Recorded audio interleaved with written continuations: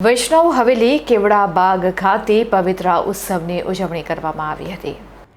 11 પછી બીજા દિવસે સવારે વૈષ્ણવ સંપ્રદાય દ્વારા ગુરુ પૂજનનો ઉત્સવ ઉજવવામાં આવે છે। ત્યારે વડોદરા શહેર કેવડા બાગ ખાતે આવેલ ઐતિહાસિક અને પૌરાણિક પ્રથમ હવેલીમાં ગુરુવર્ય કાંકરોલી નરેશ પરમ પૂજ્ય ડોક્ટર વાગીશ કુમાર યુવરાજ પૂજ્ય વેદાંત કુમારજી પૂજ્ય શ્રી સિદ્ધાંત કુમારજીને પવિત્ર અંગીકાર કરવા માટે વહેલી પરોઢથી કતારો જામી હતી।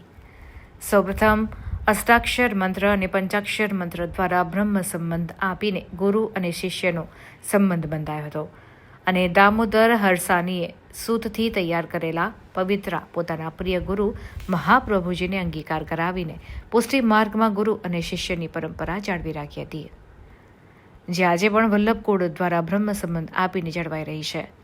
આમ પવિત્ર બારસ એ પુષ્ટિ માર્ગનો સ્થાપના દિવસ કૃપા અનુગ્રહ માર્ગની શરૂઆત થઈ હતી। બેઠક મંદિર ખાતે વિવિધ જિલ્લાઓના છોટાઉદેપુર, આણંદ, નડિયાદ, પેટલાદ, પિલવાઈ, વડનગર, પાલનપુર, ડીસા, હાલોલ, કાલોલ, અમદાવાદ, મહેસાણા, ભરૂચ, બોડેલી, ડભોઈ, કાંકરોલી, નાથદ્વારા, મથુરા, ભીલવાડા વગેરે શહેરો અને ગામોમાંથી સકલ વૈષ્ણવ સૃષ્ટિ પોતાના પ્રિય હૃદયસ્થ તૃતીય પીઠ વૈષ્ણવાચાર્યશ્રીઓને વહેલી પરોઢથી પવિત્ર અંગીકાર કરવા માટે સ્વયંભૂ દોડી આવ્યા હતા અને હાથોહાથ પવિત્ર અંગીકાર કરીને ધન્યતા અનુભવી હતી। એટલું જ નહીં, બેઠક મંદિર ખાતે પ્રભુશ્રીના વિવિધ અલૌકિક દર્શન કરીને પવિત્ર શ્રાવણમાં હિંડોળા મહોત્સવમાં અલૌકિક લાભો લઈને ભાવુક બન્યા હતા।